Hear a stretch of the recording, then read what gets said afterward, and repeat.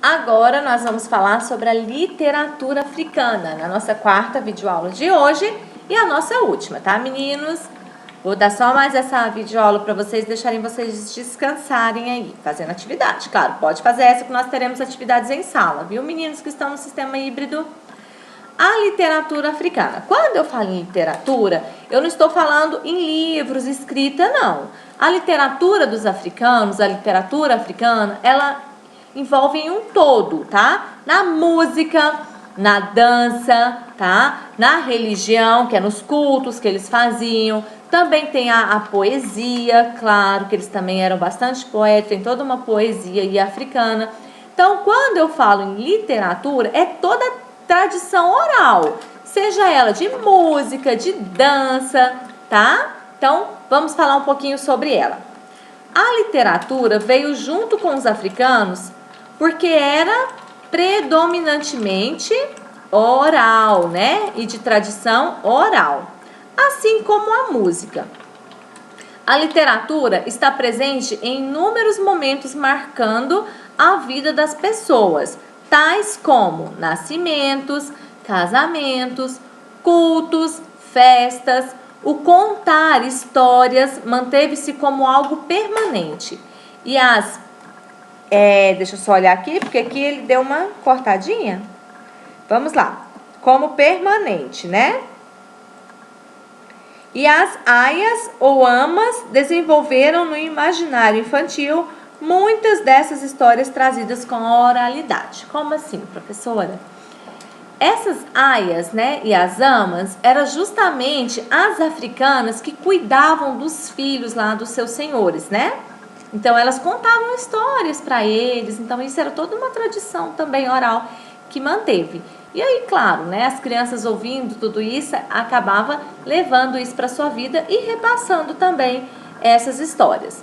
Como eram elas que cuidavam dos filhos dos senhores, né, senhores do engenho, esses outros senhores também, elas tinham esse hábito de contar histórias, música, cantar para eles dormirem também, tá? Muitas dessas histórias trazidas com a oralidade. A literatura africana, assim como a indígena, está baseada na oralidade, ou seja, a contação é fator determinante. É aquela tradição que é passada, né, no conto aí, de geração em geração. A produção literária, com essa característica em geral, associa-se à poesia, à música.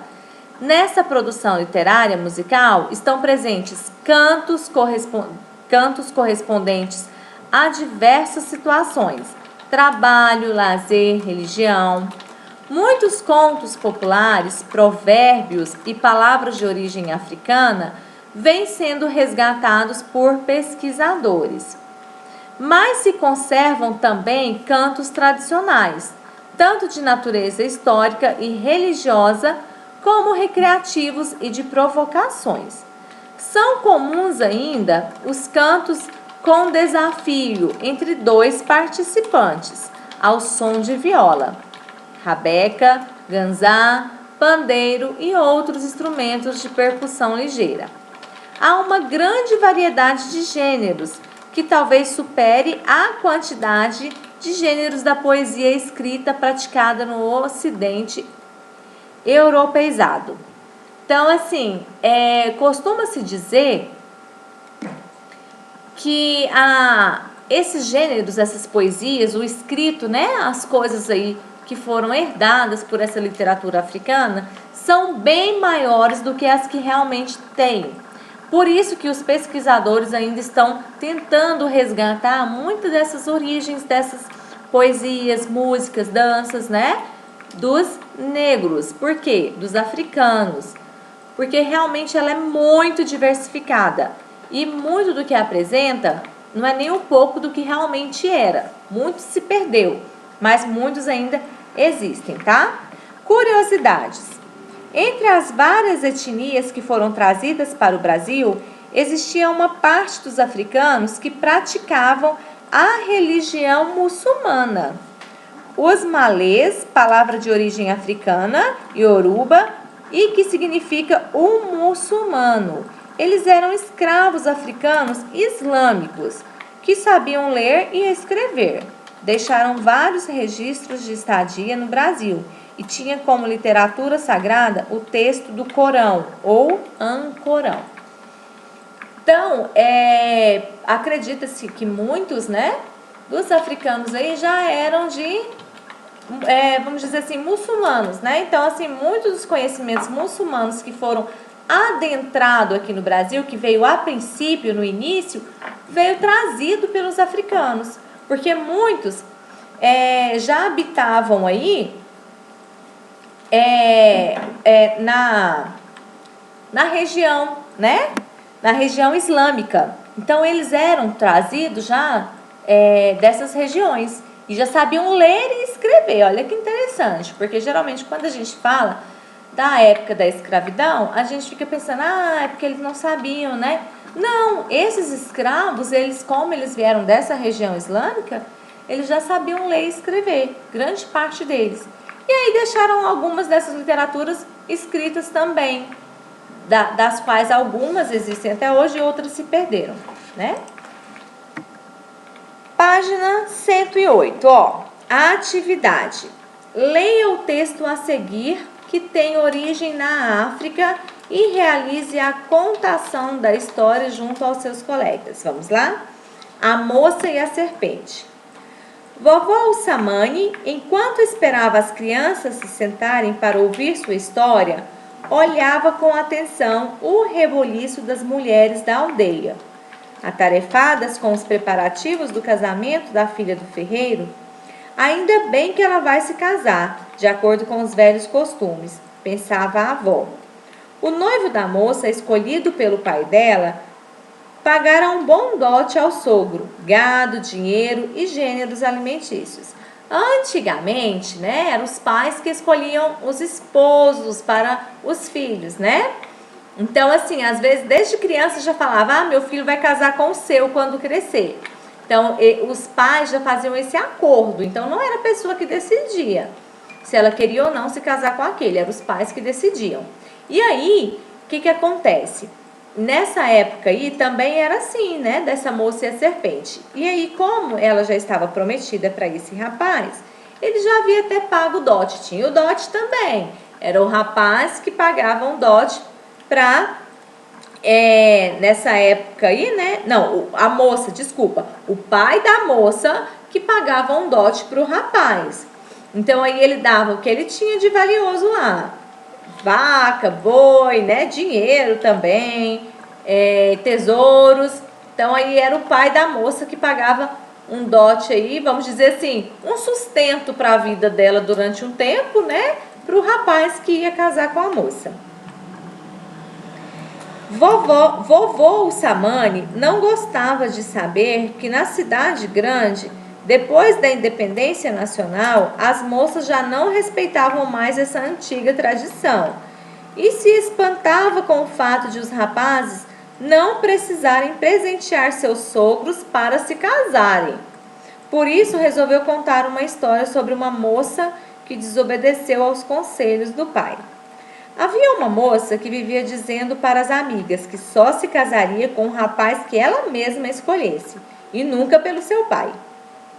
A serpente, enroscada num galho, ouvindo aquela conversa, correu para casa, onde mudou de roupa, transformou-se num jovem forte e bonito, tendo cuidado de deixar o rabo bem escondido.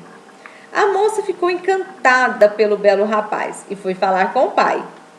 Este é que vai ser o meu marido. O pai não gostou nada da atitude desrespeitosa da filha, mas teve que ceder ao desejo da moça e fez o casamento. A casa da serpente ficava afastada da aldeia do sogro. A moça, coitada, passava os dias arrumando a imunda e bagunçada habitação do esposo. Ela queria fugir, mas a serpente tinha um cão e um gato e um galo que vigiava dia e noite. E quando alguém tentava se aproximar da casa, eles logo começavam a ladrar e a miar e a cacarejar, avisando a serpente. Peraí, vou passar aqui. Isso. A moça tinha 4 irmãos. um adivinho, um caçador, um carpinteiro e um ladrão. Certo dia, o que era adivinho mandou chamar o pai e seus irmãos à sua palhoça. Depois que todos se sentaram, ele disse que, por meio de um sonho, descobriu que a irmã tinha sido enganada por uma serpente disfarçada de gente e que ela estava sofrendo muito nas mãos do terrível marido. Terminada a reunião, o pai pediu aos filhos que pegassem uma canoa e partissem em busca da irmã. Guiados pelo adivinho, conseguiram remar até o covil da serpente. O irmão, que era ladrão, tinha roubado carne, peixe e milho para distrair a atenção do cão, do gato e do galo. Enquanto os bichos brigavam pela comida, eles pegaram a irmã e a levaram para o local onde tinha escondido a canoa. A essa altura, a serpente já sentira a presença dos intrusos e tinha destruído a canoa. O irmão, que era carpinteiro, pegou os pedaços que restaram e construíram outra na mesma hora. Estavam remando o mais rápido que podiam, quando viram a serpente nadando velozmente em direção a eles. À medida que nadava, a cobra fazia com que as águas do rio ficassem revoltadas, atrapalhando a fuga dos irmãos. O irmão, que era caçador, pegou a lança, mas não sabia aonde atirar, porque quando ficava enfurecida, crescia na serpente mais 7 cabeças. Em qual delas devo atirar? Perguntou o caçador ao adivinho. Naquela ali, disse o adivinho, apontando com a mão. O caçador, apoiando-se com dificuldade na canoa que balançava para todos os lados, mirou cuidadosamente e acertou a lança na verdadeira cabeça da serpente. Assim que ela afundou, as águas do rio se tornaram calmas. Os irmãos voltaram sãos e salvos para a aldeia, e a moça passou a morar com eles. Então essa história, né, é uma história que o vovô, o Samani, contava aí na sua aldeia, né, no lugar onde que eles moravam. Por quê? Porque ele era indignado das moças não quererem casar do modelo antigo que era, né? E aí conta essa história de uma que foi desrespeitosa, não aceitou a tradição e aí ela teve que pagar, né, um preço bem alto por ter feito isso, por não ter aceitado e ter desrespeitado essa questão dessa tradição, desse casamento. Então é claro que a gente sabe que isso é uma história, né? Uma história contada, uma tradição oral, né? Justamente aí uma literatura africana, mas que é muito bacana essas histórias. Vamos para a atividade, então? Atividade, ó. Assinale V para as afirmativas verdadeiras e F para as falsas. A literatura africana está baseada na oralidade. E aí você vai estar colocando V ou F, tá?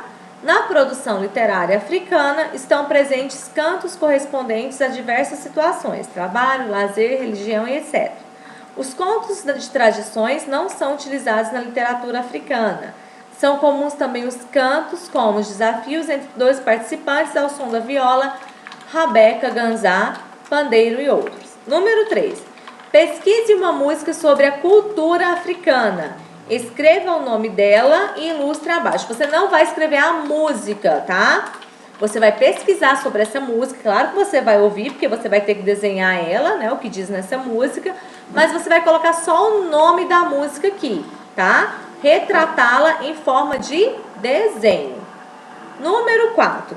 Reflita sobre o motivo de o vovô Samani ter contado a história da moça e da serpente, registrando sua opinião sobre essa tradição, que ainda existe em alguns lugares da África. Sim, ainda existe essa tradição em vários lugares, vamos dizer assim, né? Não só na África, mas ainda existe em alguns lugares essa tradição que o casamento ainda é arranjado, vamos dizer dessa forma, né? Que os pais que escolhem aí com quem as moças e os rapazes vão se casar. Número 5. Que motivos levaram a moça a se casar com a serpente? Então, você vai estar escrevendo aí de acordo com o que está no texto, tá? Número 6. As palavras abaixo são de origem africana. Pesquise no dicionário o significado de cada uma. Depois escolha 2 delas e forme uma frase, tá? Então, primeiro você vai olhar aí no dicionário e escrever babá, tá? É de origem africana essa palavra. Caçula, xodó, mambebe e tanga. Então, tudo isso são palavras africanas. Você vai pôr o significado olhando no dicionário. Depois você vai escolher duas palavras aí dessas 5 e fazer uma frase só utilizando as 2 palavras, certo? Então, vamos continuar na página 112, falando sobre os imigrantes, tá? Aí, esses imigrantes que vieram para o Brasil, tá? Nós estamos falando aí da imigração. A partir da vinda dos europeus para as terras brasileiras, a nossa história é marcada por chegadas e partidas de imigrantes. Já em 1530, quando se começou a estabelecer a ocupação em nosso território, esta foi feita por imigrantes trazidos pelas grandes navegações. Vamos colocar isso daqui? Ele é importante, tá? Ó, em 1530, né, quando começou a estabelecer a ocupação em nosso território, essa foi feita por imigrantes trazida pelas grandes navegações, especialmente os portugueses, embora outros também tenham feito parte desse movimento. O mesmo aconteceu no período em que se tentaram implantar as capitanias hereditárias, mais notadamente com imigrantes africanos que foram trazidos aos milhares como escravos. Lembra que eu disse que eles foram trazidos nas grandes navegações, mas foram trazidos em grande quantidade, a gente está falando em milhares, na época do plantio da cana-de-açúcar, tá? Por isso, dizemos que a formação da nossa população estabeleceu-se a partir da miscigenação, sobretudo de portugueses, africanos e indígenas. A imigração portuguesa e africana foi bastante forte por muito tempo, ao longo de toda a história brasileira, né? No entanto, mesmo nos períodos em que Portugal proibia a vinda de imigrantes, como foi no período colonial, tal proibição não impediu que os franceses, holandeses, tá? Foram que fizeram mais parte aqui dessa imigração, e espanhóis aportassem em nossas terras. Então, mesmo que os portugueses aí falaram que não era para vir, que impediram essa imigração, os franceses, holandeses, ingleses e espanhóis vieram para cá, tá? Na verdade, o processo de imigração no Brasil está caracterizado por 3 períodos da escravidão: auge, declínio e extinção, tá? Que é o período da escravidão. Nós estamos falando dos africanos, desses imigrantes, tá? Teve o período, né, do auge, que eles eram muito, o declínio, que eles foram diminuindo, e aí acabaram o período da extinção da escravidão, tá?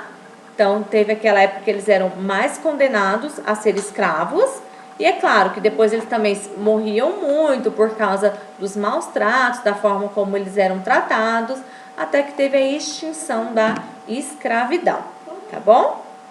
Aí nessa foto aí, tá vendo? Você pode estar percebendo os imigrantes europeus em São Paulo, tá? Eles chegavam de muitos mesmo assim. O auge da escravidão. Vamos falar um pouquinho sobre cada um desses daí, tá? O auge, né, está marcado pelo período, pode colocar aqui, tá? Desde a chegada dos portugueses até meados de 1850, quando proibiu-se o tráfico, tá? Que foi quando não podia mais tráfico mesmo de pessoas. Até hoje a gente fala muito sobre isso, né, gente? O tráfico de pessoas. Nesse período, milhares de africanos chegaram ao Brasil como escravos e muitos europeus para viver em nossas terras. O declínio, vamos falar, então o auge é quando eles chegaram, esses milhares aí chegaram, né? E aí foi-se até a época do declínio.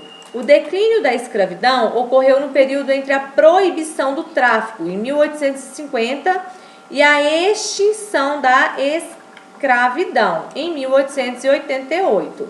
E está marcado por medidas que sinalizavam a abolição. Lei do ventre livre, lei dos sexagenários e, por fim, a Lei Áurea. Lembra que nós falamos que nós tivemos muitas pessoas aí que lutavam para o fim da escravidão. O ano passado nós falamos muito isso no 4º ano. Um deles também foi a extinção da escravidão vai desde a abolição da escravatura, tá? Então vamos lá, ó.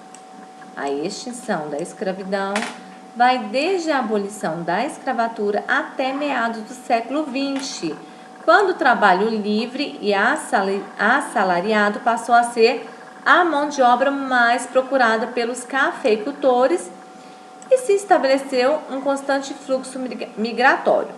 Por isso, o crescimento da imigração foi muito grande. Assim, ficaram caracterizados 2 tipos de imigração: a dispersa, na região sudeste, e a concentradora, na região sul. Então, vamos falar um pouquinho sobre cada uma aqui, ó. A imigração da região sudeste teve uma característica dispersa, pois, embora tenha acontecido notadamente em São Paulo, os imigrantes se estabeleceram nas fazendas de café já existentes. Essas fazendas eram distantes uma das outras. Isso fez com que os imigrantes se espalhassem. Por isso, conviveram com a população brasileira desde a chegada. Então, assim, eles foram vindo para trabalhar no plantio do café. Que, lembra que já foi aí outra época aí do capitalismo, né, no Brasil. E aí, então, depois do plantio da cana-de-açúcar. E aí, muitos imigrantes ficaram aqui para trabalhar no plantio do café. E aí, justamente aí, nessas fazendas, elas eram bem distantes uma das outras. Então, acabava que eles criaram-se as suas raízes, vamos dizer assim, né, entre elas aí. E, claro, foi crescendo ainda mais a população. Vamos ler esse pedacinho aí, eu vou ler aqui no meu livro que fica mais fácil para mim enxergar, tá? Os imigrantes eram, em sua maioria, italianos, portugueses, espanhóis, alemães e depois japoneses, árabes e judeus. Atualmente são majoritariamente bolivianos, haitianos, que é nos dias de hoje, tá? Esses outros aqui, ó. Haitianos, coreanos, chineses, senegaleses e de outros lugares da África Ocidental. Nós recebemos muito, principalmente os haitianos aí, né? Bolivianos. Por quê? Porque eles estão tendo grande problema nos países deles, estão se refugiando em outros países, né? Inclusive do Brasil. E aí, nessa foto aí, você vê como é diverso aí o pessoal, né? O povo aí. São justamente esses que nós falamos. A maioria é italiano, português, espanhol, alemães, né? E aí japoneses, também árabes e judeus. Então, o Brasil, ele é bem caracterizado por grande parte aí. Por quê? Era um país novo, havia-se muitas riquezas, então isso crescia o olho aí de muitos outros países, inclusive do Japão, né? Do Japão aí até dos chineses, que é um país aí extremamente desenvolvido. A imigração da região sul, essa que nós falamos, né, onde que teve a característica aí dispersa, né, foi na região sudeste. Agora, na região sul, diferentemente da do sudeste, foi a imigração da região sul, teve uma característica concentradora, pois os imigrantes estabeleceram-se em colônias e, por isso, não tiveram muito contato com o povo brasileiro. o que ocorreu lentamente e cresceu quando surgiu a necessidade de comercializar os produtos da lavoura. A região sul, eles foram uma imigração mais concentrada, eles não se espalharam como na região sudeste. Então, eles ficaram mais com seus costumes, as suas tradições, os seus próprios países, né, que vieram, e aí eles mantevem essas tradições mais concentradas. Claro que aí depois eles precisavam aí, né, ter esse comércio da lavoura, das produções, então acabou que cresceu um pouquinho mais, abriu um pouquinho mais essa colônia deles com essa necessidade do comércio. Além desse fato, a imigração dessa região foi estimulada pelo governo brasileiro, que estava à procura de pessoas para povoar, principalmente a região sul.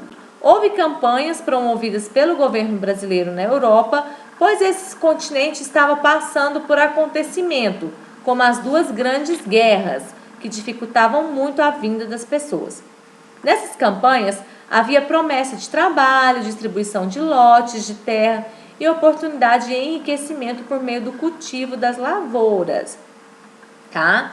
Então, aí assim, ó, foi uma campanha que o governo brasileiro fez, né, trazendo o povo da Europa. Para quê? Para povoar a região brasileira.